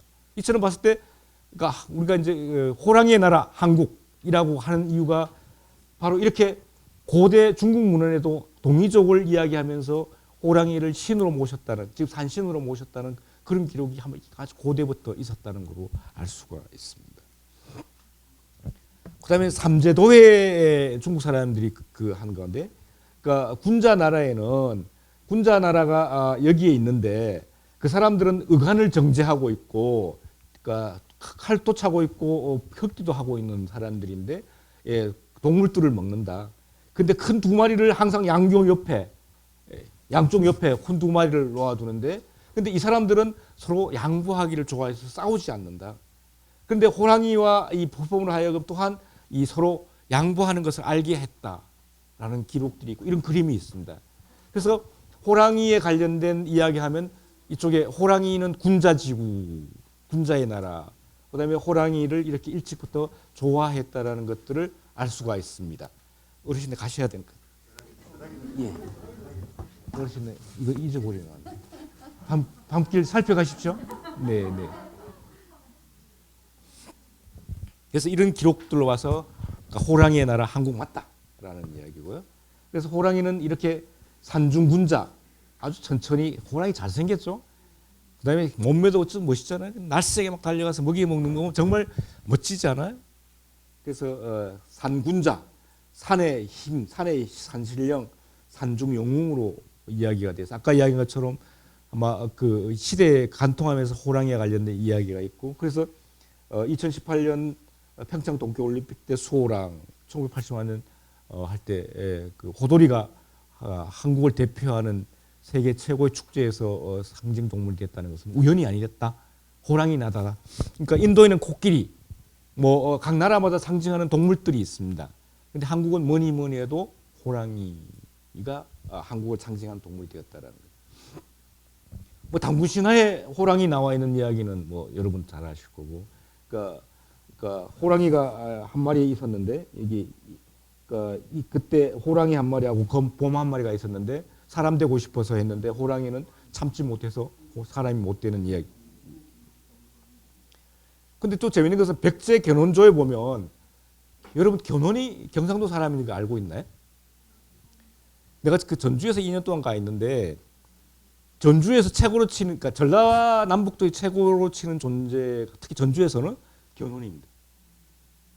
그다음에 그쪽엔 동학, 농민혁명을 엄청나게 크게 생각. 저는 그 이제 오늘 오다가도 전 동학 농민혁명 재단 이사인데요. 그거 보면 동학 농민혁명 그냥 불가침 신성 영역이에요. 근데 재밌는 것은 경주에 동학이 있잖아요. 사람이 곧 하늘이다라는 말, 인내철 만든 게 경상도 경주 사람이고요. 우리 동네 가면 그 최시영, 최시영이 살았던 곳도 있어요. 제2대 교주죠. 이 최시영이 전국적인 범위로. 그리고 거기 꽃피었던 게 동학 농민혁명인 거죠. 그러니까 동학 농민혁명은 두 가지로 나눠요. 동학과 농민혁명을 나누어서 생각했을 때 그 근본적인 뿌리는 동학인 거죠. 근데 우리 경상도 사람들은 그 말을 잘. 그래서 내가 지금 그 4월 27일 날 이사해 가는데 야 그러지 말고 너네들만 그 이쪽 지역만 기리지 말고 경주도 가고 포항도 가서 동학에 대한 관심도 가져야 되지 않느냐라는 이야기를 하려고 해요. 근데 이제 두 번째 전주 사람들이 견훤을 왜 좋아하냐면 견훤이 후백제를 건립한 곳이 전주예요. 그러니까 견훤은 상주 사람인데 상주 토호의 자식인데 그러니까 그때는 서울이 경주니까 경주로 와서 배스를 하다가 또 배스를 하는데 주로 어디 갔냐면 그러니까 서남해 바닷가 근처에 가서 무장으로 근무를 해요. 그러다가 이제 통일신라 말때니까 막 그 나라가 망해가면서 여러 가지 지방 세력들이 막 그 할궁할 때 할거를 할 때 이때 여기 최고의 대장이 되는 거예요. 그래서 신라가 망하면서 호백제를 만들고 그걸 전주에 세웠어요. 전주 근데 견훤은 상주 사람이에요. 근데 그 사람들은 막 견훤로도 만들고 막 견훤을 막 최고로 쓰시는데 그 사람이 상주 사람인지 몰라요. 이야기는 뭐냐면 내 와이프가 전주 사람이면서 그런 게 아니라 영호남 너무 몰라. 이쪽 오지도 않고 가지도 않고 쓸데없는 이야기만 막 퍼나르고 뭐 그쪽 가면 기름 안 준다고 이야기하고 뭐 이쪽 가면 기름 안 줘준다고 이야기하고 전혀 그렇지 않아요. 사람이 사는 게 결이 달라요. 결이 다른 생활. 근데 그건 맞는 이야기예요. 그쪽 생산품하고 이쪽 생산품 틀려요. 우리는 기껏 해봐야 요새 그 뭐 냉이 나오고 겨울 뭐죠? 시래기 콩가리 무쳐서 먹죠. 콩가리 무쳐서 안 먹나? 안동은 콩가리 쪄서 먹는데 그쪽은 저거 해요. 콩가리 안 먹어요. 뭐 하냐면 뜰게 가루를 넣어요. 그만큼 거기는 우리는 이 밭이 농사 생산물이 없어서 뜰게를 거기에 넣는다는 생각도 못 하는데 그쪽은 뜰게 먹는 게 그 다른 게 그러니까 생산하는 저게 다르기 때문에 먹는 것도 다르고 생각도 달라요. 근데 우리는 지금 영호남을 다른 막 정치적 목적을 하는데 나는 그게 굉장히 재밌어요. 그쪽 가서 먹는 거하고 여기 와서 먹는 거하고 먹는 종류도 다르고 맛도 다르고 사람들 생각도 다르고 막 다 달라요. 이걸 즐기면서 왔다 갔다 해야 되는데 우리는 끊임없이 근데 견훤, 선비, 유교, 유학 있죠. 이 경상도가 본향이에요. 근데 보면 그 태계 도산서원의 태계 선생이 저 고봉 월봉 있는 그 장성에 있는 월봉의 기대성 고봉하고 110몇 통의 편지를 주고받았는데 그게 한국 유학 철학사에서 3,000편 이상의 논문이 나왔다는 거 아닙니까? 어른들. 근데 그 영호남이 서로 나이 차이에 불과 거리 차이도 서로 주고받았는데 그때는 주고받았는데 우리는 요즘 단절돼 갖고 여기는 민주당 되면 안 되고 저기는 국힘이 되면 안 되고 이건 좀 그런 것 같아요. 문화는 굉장히 다양한 게 좋을 거예요. 지역에 따라서 다른 게 좋은 거 같아요. 그래서 저는 내가 만약에 더 힘이 있다면 그러니까 동학 갖고 동서양을 왔다 갔다 하게 만들고 영호남을 왔다. 그다음에 견훤을 갖고 연결시키고 그다음에 유학을 갖고 선비 왔다 갔다 하면 이거 굉장히 좋은 하나의 문화 아이템들이 될 수 있다고 생각되는데 하여튼 그래서 제가 전주에 있을 때는 견훤 관련 사업회를 하려고 했었고요. 선비 문화 전시를 여러 번 했었고요. 그래서 그런 작업들이 이제 필요한 부분인데 이 견훤이 상주에 어릴 때 그러니까 아버지가 농사 짓는데 농사 짓기로 나무 밑에 놔뒀더니만 배고플 때 와서 호랑이가 와서 젖을 줬다는 거 아닙니까? 그러니까 나라의 그 국조를 한번 이때부터 호랑이가 알아봤다는 건데 이러한 것들은 저기도 고려에도 나타나고요, 조선에도 나타납니다. 그러니까 왕이 될 사람은 이 호랑이가 일찍부터 돌보았다. 내지는 자기 조상이 호랑이에 연결됐다는 연결을 계속 지키는 이야기들이 많이 나와 있어요. 이 신라토우 아마 여러분 지역에 나오는 신라 시대 토우 흙으로 만든 조그마한 호랑이 그림인데 아마 옛날 신라 사람들이 호랑이를 보고 만들었을 거고 아마 여러분들의 그 옛날 그 호랑이가 없어지기 전에 일제시대 없어지기 전에도 이쪽 지역에 살았던 호랑이의 모습이 아닐까라고 생각을 합니다. 그러면 이제 통일신라 시대 오면 지금도 가면 볼 수 있는 이렇게 12지의 모습으로 그래서 호랑이 모습은 분명히 호랑이의 얼굴인데 어떤 분은 이렇게 평복을 입었고 어떤 데는 이 갑옷을 무기를 든 건 똑같은 현상들을 갖고 있습니다. 그래서 여러분들 여기 경주 가까우니까 경주 가서 이렇게 12지 한번 이렇게 쭉 훑어보는 것도 좋고요. 그다음에 이 호랑이가 위치하는 것은 호랑이는 시간적으로 1시에서 3시, 방위는 북동북을 해당되니까 그 방향에 가면 이 호랑이가 위치하고 자축인이니까요. 그래서 그 위치에 가시면 될 것 같고요. 그래서 한번 봐보시기 바랍니다. 그래서 신라 사람들은 호랑이를 아까는 내가 처음에 본 거는 조선 시대의 거고 그 통일신라 사람들 호랑이를 어떤 모습으로 조각을 했는지 한번 봐보시기 바랍니다. 이렇게 무덤에 있는 곳은 이렇게 무서운 모습으로 수호신 내지는 방위신의 모습으로 갖고 있다면, 그러니까 불교 절집에서는 이건 이제 그 태하에 있는 태하사지, 울산에 있는 태하사지 부도인데요. 스님의 이제 그 부도인데, 부도에 12지가 있는데 여기는 이제 공양상을 하고 있는 모습으로 호랑이의 모습들입니다. 그다음에 이제 또 보면 그러니까 김현감모조 설화 이야기 많이 있죠. 그러니까 탑돌이 하다가 한 소년을 만났는데 소년의 집에 갔더니만 그 형제 자매들이 전부 호랑이 이거 잡아 먹으려고 하는데 그 못 먹게 하고 결국은 그 큰 재앙이 내릴 것을 생각해서 이 막내 딸은 막내 호랑이 딸은 자기 오빠들 대신해서 궁궐에 침입하게 되고 그 김현감모한테 죽임을 당해서 김현감모는 호랑이를 죽였다고 해서 배설을 하게 되는 그런 아름답고 슬픈 이야기 속에서 호랑이 이야기. 그러니까 하면 또 통일신라면 호랑이가 아까 막 큰 모습도 좀 글자로서 여기 자축이며 진사오며 신유술래 12지가 나오기도 하고 저울추에도 나타나고 청동기로도 만들고 그다음에 흙으로도 만들어서 무덤 속에 배치한 모습들로 호랑이의 모습을 알 수가 있습니다. 그러니까 끊임없이 그 삼국사기 삼국유사에 보면 호랑이가 들어오는 경우가 막 굉장히 많습니다. 난입했다. 궁궐에 난입해서 사람을 몇 명 해쳤다. 막 이런 기록들이 계속 쭉 나오고요. 그 가운데 이제 그 진덕여 왕조에 보면 호랑이가 들어왔는데 그것을 잡은 사람이 그 굉장히 그 이름이 안 나. 그 알평인데 그 사람이 잡았다. 호랑이를 꼬리채에서 잡았다. 뭐 이런 기록. 그래서 그 사람은 큰 상을 내렸다. 그래서 그 조선 시대에도 아까 이야기한 것처럼 궁궐에 호랑이 울음소리에 들어서 잠 못 자고 있는데 삼국유사 삼국사기에도 보면 호랑이가 궁궐에 난입해서 사람을 물어 죽이는 경우가 기록들이 많이 나와 있습니다. 이제 아까 지금까지는 이제 백제 신라예요. 고려에 보면 그러니까 자청용 우백호 백호가 나오는데 서쪽의 신이죠. 이거는 상상의 동물입니다. 그러니까 백호가 나오는데 사실 백호는 뭐 생물학적으로 아주 독특한 반비뇨 현상에 의해서 그 흰색이 색깔 다 탈락이 돼서 나타나는 건데 희귀했는데 지금 그 저기 가면 있습니다. 에버랜드에 가면 그 백호가 있어서 12년 전이 백호였나요? 12년 전이 그 경인년이 경이 세금에 해당되고 흰색이니까 백호해여서 그때는 막 백호가 굉장히 인기가 있었는데 원래는 흑호여서 그런데 하여튼 실제적인 요새 살아 있지만은 옛날에 자청용, 우백호, 남주작, 북현무 이렇게 방위신 사방신으로서의 백호가 등장을 합니다. 그래서 이렇게 그 강서대묘, 중묘, 약술에 보면 그 백호의 모습인데 이 몸체가 굉장히 길게 표현이 되어 있어요. 이것은 아까는 그 통일신라 시대 12지의 관념으로 봤다면 이거는 그 사신 방위신으로 봤다라고 보시면 될 겁니다. 그래서 이렇게 잘생긴 상상의 이때까지만 상상의 동물.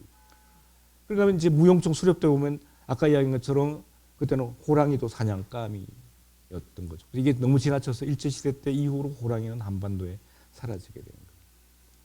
이제 이거는 이제 그 고려에 오면 이제 요 보면 고려의 석간에서 고려는 불교의 나라이기 때문에 하장을 합니다. 그래서 석간을 만들어서 그 뼈가루를 였는데 거기 보면 이렇게 허제 석간 이거 허제 석간이 아니고 이거는 그 석간에 12지가 그림을 그리는데 여기는 통일신라하고 진짜 좀 틀리죠. 얼굴이 호랑이 모습으로 이렇게 그려져 있고 그다음 그 고려 시대 12지의 특징의 차이는 이 머리간에 그러니까 두식에 호랑이 12지를 그립니다. 아마 이건 아마 강쌤이 이 12지 통일신라 시대 12지에 관한 저걸 했으니까 학위 논문을 받았으니까 더 잘 아실 건데 그래서 고려 시대 오면은 그러니까 이렇게 간식의 12지 동물들을 모습을 그려놓은 게 특징이 있다. 그래서 고려 시대의 호랑이 모습을 만들 수가 있습니다. 그런가 하면 고려 태조 왕건의 6대조인 호경이라는 사람이 있었는데 어느 날 매사냥을 가서 비가 와서 그 같이 갔던 사람들이 동굴에 같이 피신하고 있었는데 갑자기 바깥에서 호랑이 한 마리가 으르렁거리면서 앉아 있습니다. 그래서 사람들이 아마 저 호랑이가 배고파서 잡아먹으려고 하는 거 본데 우리들 그 머리 모자를 던져서 그 모자를 잡는 사람이 나가기로 했어요. 그래서 다 던졌는데 이 호경에 태조 왕건의 육대조가 그 모자를 잡은 거죠. 그래서 이제 이 호경이 나가서 이제 잡아먹히려고 하니 싸우려고 딱 하는데 뒤돌아보니까 그 구기 널에 앉아버려. 거기 인사 다 죽어버려. 그래서 이제 다시 그 사람들을 데려와서 장사를 지내는데 산신제를 지내는데 갑자기 어디선가 그 호랑이 한 마리가 나타나서 나는 이 여러분 산을 지키는 가보 호랑인데 내가 최근에 호경 장군 내 배필을 만났다. 그 데려가 버립니다. 그래서 사람들은 호경 장군을 산신 장군이라고 했고 뭐 사당을 기렸다는 그런 기록. 이거 아까 이제 견훤하고 마찬가지죠. 나라의 국조를 호랑이가 지켜줬다는 그런 그 관념들을 만들어가는 거죠. 그래서 조선의 그 용비어천가에도 보면 호랑이 이야기가 나오는 것도 바로 그런. 예천 개심사가 논 가운데 있는데 요 밑에 12지가 이렇게 그려져 있어요. 그래서 그걸 예천에서 캐릭터로 만들었더라고요. 그래서 저 모습이 앉아 있는 공양하는 모습으로 그러니까 서 있는 게 아니라 그런 모습으로. 조선시대 백호 이거는 이제 숙종의 그 산대 도감에서 그러니까 무덤을 만들 때 사신을 만들 건 아주 잘생긴 내가 조선시대 맞는 호랑이 가운데 가장 잘생긴 호랑이인 것 같아. 아까 백호 이야기. 백호는 그 사람을 해치한 영물이고요. 그러니까 이 호랑이가 천년이 지난 백호가 나타나면 모든 권력자들은 몸을 낮추고 부자들은 탐욕을 부리지 않는다. 산전수전 다 하게끔 토끼가 호랑이가 세상 이치를 깨달으면 백호가 된다는 상상의 동물이었는데 실질적으로 지금 에버랜드에 나타나는 현상. 이건 완전 백호. 이거 줄무늬가 없는 완전 백호. 여기는 줄무늬가 있는 백호. 그래서 여러분 그 한국 축구협회 문장이 백호지 않습니까? 그 국가대표 운동할 때 보면 가슴에 보면 백호 호랑이가 있습니다. 거기 별이 한 개면 월드컵 1회 우승, 2개면 2회 우승. 우리는 아직 별이 없습니다.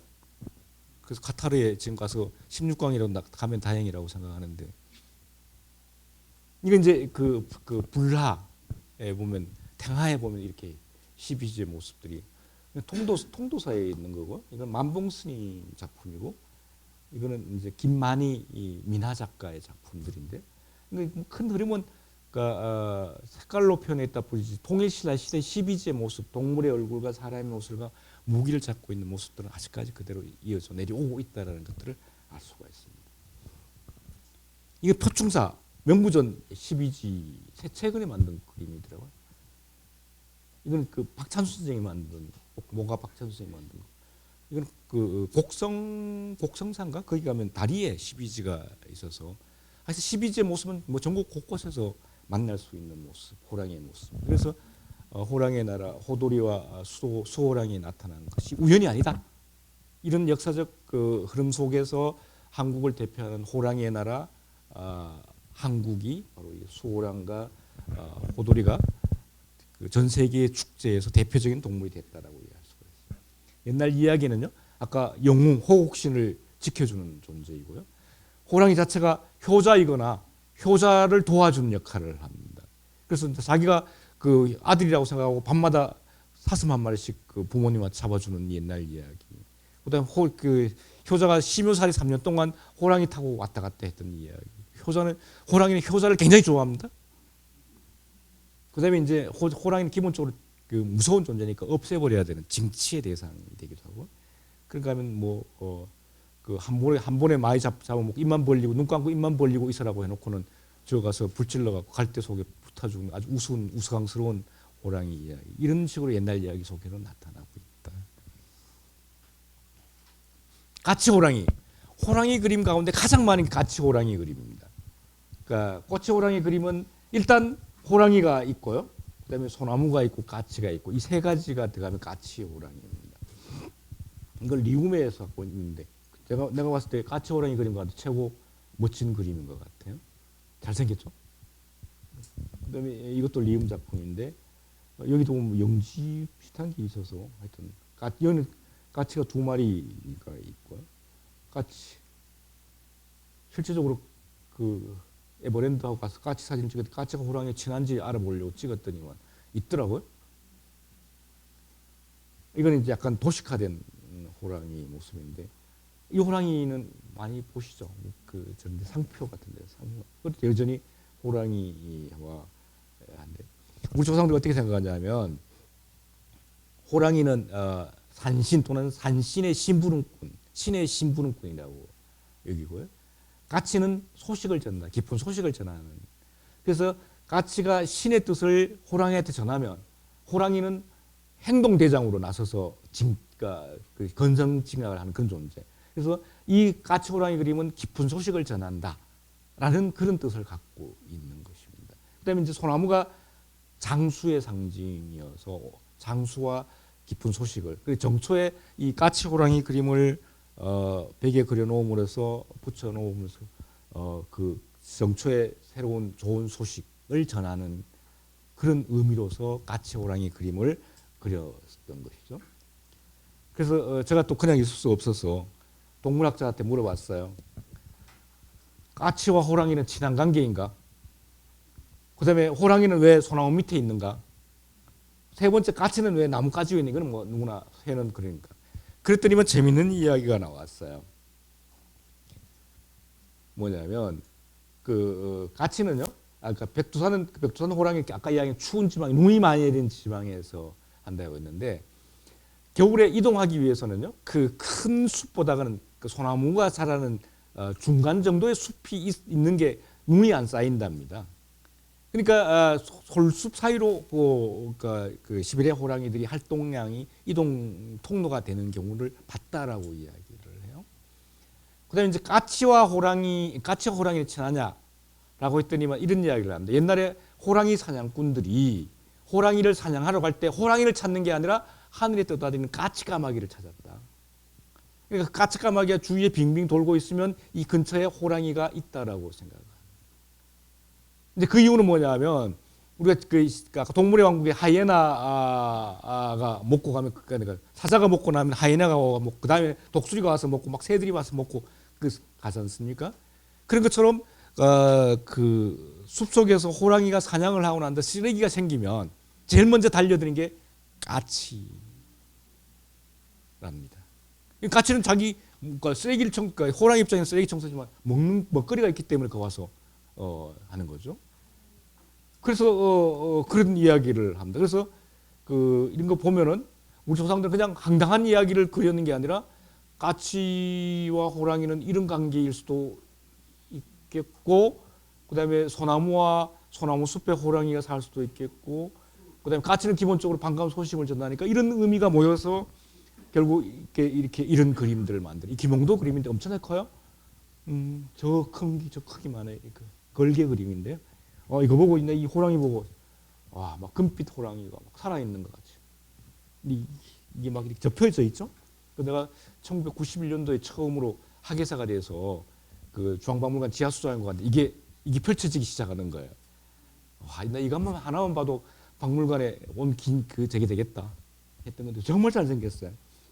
그래서 이 까치가 둘이 친한 관계가 아니라 서로 그 생태학적으로 긴밀한 관계인 것 같고 뭐 이런 관계로 설명할 수 있지 않을까라고 생각합니다.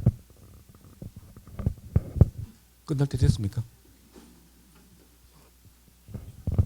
그다음에 저 호랑이 그림을 보면 대나무 그림이 많이 있어요. 대나무와 많이 그렸어요. 이건 이제 호랑이 대나무 그림인데 그 죽호도라고 하는데 이왜 대나무 폭죽 날 대나무 터뜨리잖아요. 그 불타는데 대나무 막 터지는 소리 팡팡 나잖아요. 그다음에 호랑이 역시 무섭잖아요. 이 두 가지 동시에 그리면 아까 귀신이 들어왔다가도 이 폭죽 소리 터지는 소리와 호랑이 무서움 때문에 그 병마들이 도망간다라고 해서 부적으로 조선시대 그림을 폭죽도를 그렸다고. 여기도 잘 생긴 그림들이 많이. 뭐니면 가장 많이 보는 이 그림이지 않습니까? 부처 불교에 가면 산신각에 가면 이렇게 호랑이를 안고 있는 산신이 있는 이런 그림인데, 그래서 호랑이가 아까 이제 그 까치와 결합이 되면 즐거운 손신이 그러니까 상수의 상징이고, 까치가 대나무와 결합이 되면 그 나쁜 기분을 병마를 쫓는 형태이고, 까치가 그러니까 호랑이가 사람과 결합이 되면 산신 또는 산신령으로 심부름꾼 내지는 그 자체로서 나타나는 건데, 뭐 이런 그림들은 요즘은 참 많이 요즘은 참 보기가 많이 바뀌었더라고요. 절에 산신각에 가면 사실은 그 실제적으로 불교하고 산신각하고는 전 관계가 없는 나중에 습합되는 한국에 와서 합쳐지는 관계에 있는데 이런 모습 보면 참 산중분자의 모습도 볼 수가 있고, 그러니까 또 뭐 이렇게 입체하는 경우도 있고, 최근에 북한산 갑자기 요새 그 절 이름 명사가 생각 안 나는 게, 고유 명사가 생각 안 나는 게 그런 건데, 거기 가면 이렇게 만들어 놓고 여기 막 그 이걸 입체화해서 조각을 하고 여기에 전부 금으로 막 칠했더라고. 그 이부고소청으로 올라가면 그 절인데, 하여튼 그 마애불도 있고, 예, 10분 남았다고. 남았다. 하여튼 이런 부분들. 하여튼 이거 최고, 내가 봤을 때 최고 멋진 그림인 거. 호랑이 산신령을 태우고 산천을 호령하다. 도인들 기몽도의 그림. 약간 복식에도 아까 이건 봤죠? 호건 호랑이. 그다음에 이거 아이들의 그 겨울에 여자아이 건데, 여기 보면 여기에 문양의 호랑이 한 마리 예쁘게 있죠. 이처럼 호랑이는 나쁜 기운을 쫓는. 그다음에 호랑이형 단추도 있고요. 그다음에 몸에 거는 호랑이 그 주머니에도 호랑이가 소나무 밑에 있는.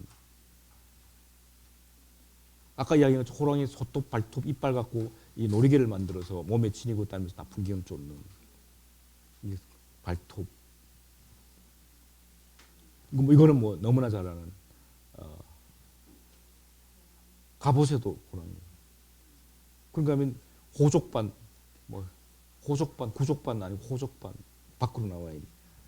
요 형태가 그 호랑이 발처럼 밖에 나와요. 이렇게 하면 구족반이.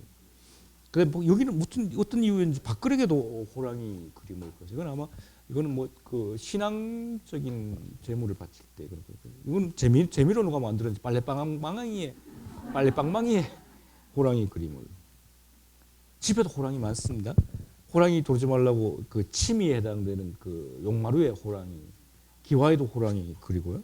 호랑이 입구에 여기 호랑이 뼈 놓잖아요. 그다음에 여기에 그 용호, 그래서 호랑이 못 들게. 여기 막 호랑이 호자를 써갖고 호랑이 그림 만들었어. 호랑이 한 마리도 무서운데 이건 지금 여러 수천 마리가 있어. 얼마나 무섭겠습니까? 오늘 왜 이래 전화가 자꾸 오는지. 그러니까 비계 마구리 예도 많습니다. 왜냐하면 그 악몽을 꾸지 말라. 이렇게. 그다음에 뭐 호랑이는 뭐니 뭐해도 남성 동물이어서 남성의 사랑방에 많이 등장을 합니다. 이렇게 문방구에도 호랑이가 등장하고요. 뭐 여기도 호랑이가 등장하고, 그 남성용 사랑방 가구에도 보면 호랑이 문양들이 많이 등장을 하는 것도 호랑이가 갖고 있는 남성성 때문에 그렇습니다. 그래서 호랑이 기본적으로 액을 물리치고 거기서 끝나는 게 아니라 복을 불러오는 그런 존재로서. 그런가 하면 그 이러한 책가도도 되면서 호피 그림, 호피 문양 병풍이 있습니다. 그러니까 이 호피 문양을 갖고 있으면 관료 벼슬 하치는 승승장구를 하고 집안에 나쁜 기운이 없어진다고 해서 이런 그림을, 이런 것도 병풍으로 그려서 집안에 나쁜 기운을. 이건 보셨나요? 시집갈 때 그 호담이라고 해서 가마 위에 이런 호랑이 붙여서 나쁜 기운 못 들어오게 하는. 그다음에 뭐 상여에도 보면 낮에는 일찍 사자가, 밤에는 일찍 사자가 서천서역대로 갈 때 호랑이 타고 다니는 이야기. 호랑이는 이렇게 악기어라고 하는 건데, 시작하고 끝할 때 하는. 이거는 그 북받침 때 해당돼. 무당들의 그 무선에도 보면 이 호랑이, 산신도와 마찬가지 그림들이. 부적에도 호랑이. 부적에서 호랑이와 매와 결합이 되면 굉장히 강력한 힘을 발휘하죠. 삼재, 삼재부 부족으로 호기 그러니까 임금이 행차할 때 양쪽에 뭐 다양한 동물들이 한데 그 가운데 나타난 호랑이 키. 꽃감부사 도망간 이야기 너무 잘 아니까. 예? 꽃감보다 더 무서운 호랑이보다 더 무서운 꽃감을 줬더니만 아이가 뚝 그쳐서 호랑이는 뭐 이제 이런 이야기를 여러분들은 집에 가셔서 이야기 하시나요? 손주들하고? 도자기도 뭐 이런 그림들이 막 아까 호환당 요것을 해서 하면 요건 내가 최근에 그 태백산 그 당골로 해서 올라가다가 집사람 올라가다 사진을 찍었는데 여기는 이제 그것은 옛날에는 호환당한 귀신은 창기라고 해서 이렇게 돌을 쌓고요. 그다음에 이제 시루를 하고 시루 구멍에 쇠꼬지하기 그 가락꼬지를 꽂습니다. 그게 뭐냐면 다른 동물들은 무서운데 이 호환을 당한 창기는 참 무서운 게 뭐냐면 호랑이 잡아먹힌 귀신 창기는요. 그 다음부터는 호랑이 종이 돼. 그러면서 자기 대신에 다른 사람 한 사람을 유인해서 잡아 먹혀야만 비로소 그 호랑이 종에서 벗어나요. 그러니까 결국 그러니까 얼마나 무서워요. 한 번 당하는 게 아니라 연쇄적으로 호랑이한테 먹히는 거니까. 그래서 또 재밌는 것은 호랑이는 사람을 잡아 먹을 때 이 머리하고 큰 뼈다귀를 놔두고 마지막으로 혀를 핥아서 왼쪽 가르마를 탄다고 하죠. 근데 이 호환터에 거기서 사람을 다시 수습해서 집에 갖고 오면 이 창기가 따라오잖아요. 근데 그 자리에서 하장을 해서 거기에서 창기가 반려하지 말라고 돌로 막 찐카 놓는다. 이 표준말이 뭐예요? 찐카 놓는다? 눌려 넣어서 반려 못하게 하고 이거는 저걸 상징한다. 감옥. 그러니까 시루를. 그 구멍이 있는데 구멍을 다 또 나올까 거기에 쇠고정이를 쪄줘놔서 반려하지 뭘. 양박을 많이 한 거죠. 그래서 이게 지금도 태백산 쪽에 가면 남아요. 이게 옛날에 이건 김광산 쌤이 태백산 나온 원장하셨던 쌤 찍은 사진. 지금도 있는데 태백산에 가면 이런 호랑이 이야기 많이 들을 수 있습니다. 옛날에 또 많았던가 봐요. 이렇게 집에 들어오는 호랑이 막는 그 나무로 만든 틀도 만들고 막 그랬다고 합니다. 호환이 이게 전국에 만나는 호랑이의 모습입니다. 이거 남원 가서 봤더니만 이런 호랑이가 있었고요. 그다음에 남원 수지면에 갔더니 고평리에 갔더니만 이런 호랑이가 있었고요. 아까 봤던 그 최고 잘생긴 호랑이도 있었고요. 그다음에 이거는 그 충남 금산에 가면 이 공민왕의 왕릉 만들려고 그 청룡하고 벽호를 만들어 놓은 것도 있고요. 그다음에 여기 임호산 김해 가면 이 호랑이 아가리처럼 생겼죠. 호랑이 머리처럼 해서 이게 그쪽 지역에 안 좋다고 해서 주춧돌마다 호랑이 만들어 갖고 이렇게 눌려버렸어요. 호랑이 기분을 눌려버린. 여기는 호랑이 쪽을 이 레미콘 공장이 생김에 따라서 이 마을 사람들이 옥수로 많이 죽어버렸어요. 1년에 막 10명씩 이상 죽어버렸어요. 그래서 결국은 이제 뭐 그 원인을 찾아냈는데 그 호랑이를 그러니까 이렇게 해왔기 때문에 세웠다 했는데, 근데 호랑이가 그러니까 자기 얼굴을 레미콘 공장에 그러니까 그 훼손을 했으니까 반로를 했는데, 그럼 호랑이를 잡는 방법은 뭘까? 호랑이가 가장 무서운 코끼리랍니다. 코끼리는 지를 싫어하고 지는 고양이를 싫어하고 고양이 개. 이게 상호 부동격이라고 하는 건데 저걸 여기는 풍수에서 그런 이야기를 많이 합니다. 그래서 이 마을에서는 호랑이 나쁜 기운을 잡기 위해서 코끼리 세운. 여기는 그 전이면인데 그 전이 씨들의 조상 그 시조묘가 명호가 호랑이가 누워 있는 곳에 명당을 만들었는데 그 바로 건너편에 개바위가 있습니다. 근데 재밌는 것은 철도가 있는데 이 개바위 때문에 철도가 빙 돌아갑니다. 이 정도로 이 풍수지리의 역할이, 그러니까 호랑이 터에 명당을 썼는데 호랑이에 먹이가 있으면 더 명당이지 않습니까? 그래서 전이 씨들이 지금 잘 산다고. 이게 불갑산 이야기고. 그다음에 무덤 근처에도 이렇게 왕릉에도 호랑이 2마리씩 하는데 그 이유는 호랑이 그러니까 무덤을 싸면 거기에 나무와 돌을 많이 쓰는데 이게 오래되면 망랑이라는 귀신이 되어 갖고 죽은 사람의 뇌와 뭘 먹고.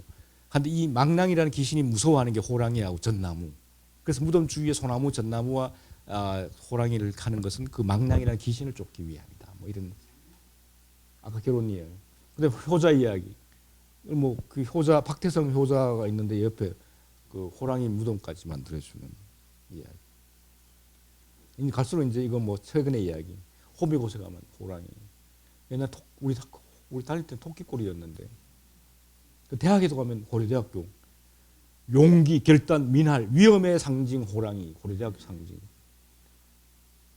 대구대학교 비호, 큰 뜻의 높은 이상 뜻으로 학교 동물. 동아대학은 불굴의 폐기, 의지, 표범이. 배지대학교. 옛날에 그 서울에 강남에는 사자가 있었고요. 강북에는 호랑이가 있었고요. 최근에 뭐 누가 오다가 그걸 다시 뭘로 바꿨죠? 서울 상징하는 동물 바꿨는데 해치로 바꿨는데 또 바뀌어갖고 지금 뭐가 되는지 몰라요. 여러분들 도시를 상징할 때 도로 다리를 지날 때 보면 거기 지키는 동물들이 가장 많은 라이온스 무슨 뭐 정말 사자 관계 없는 라이온스 클럽에서 세운 게 가장 많고요. 이렇게 각 지역에 상징하는 것들이 가장 많이 있습니다. 용호상박 누가 이깁니까? 그래서 호랑이와 사자하고 싸우면 누가 이길까요? 힘센 놈이 이기겠죠. 근데 사자가 호랑이보다 똑똑하답니다. 그래서 같은 체급이라면 사자가 호랑이가 이길 확률이 더 높답니다. 사자는 집단 생활을 하고 호랑이는 단독 생활하기 때문에 자기 자생력이 세답니다. 이처럼 이렇게 만들어요. 일본 호랑이는요. 일본 호랑이가 살지 않기 때문에 고양이처럼 그렸고요. 중국 호랑이 굉장히 무섭게 그렸고요. 우리의 호랑이는 아까 봤죠? 재밌게 해학적으로 그렸고. 뭐 타이거 88 타이거스 범표 신발 넘어가겠습니다. 요금 한 가지만. 이 세상에서 사람을 가장 많이 죽이는 존재가 모기. 그다음에 사람. 우리 막 이렇게 막 상을 하든지 뭐 이렇게 하는데 안 돼. 이 말은 뭐냐면 우리가 지금 멸종되고 있는데 우리가 죽으면 인간아, 우리가 가면 너희들도 이 지구상에서 없어지는 거야. 벌꿀 없었잖아 지금 꿀. 그런 것처럼 우리가 지금 호랑이를 한반도에 살려야 하는 이유가 자연 생태를 살려야 한다는 거예요. 진짜 시베리아에서 호랑이를 데려와 살게 만드는 게 아니라 호랑이가 돌아오면 그만큼 자연이 살아있고 자연이 살아있으면 사람이 잘 살 수 있고 여러분들의 코로나 마스크도 빨리 벗는다는 이야기입니다. 그런 의미에서 여러분 자연을 사랑하고 환경을 사랑하고 그리고 마지막으로 호랑이도 사랑하십시오. 여러분 늦은 시간까지 들어주셔서 고맙고요. 좋은 인연에 감사드립니다. 여러분 복 많이 받으실 겁니다.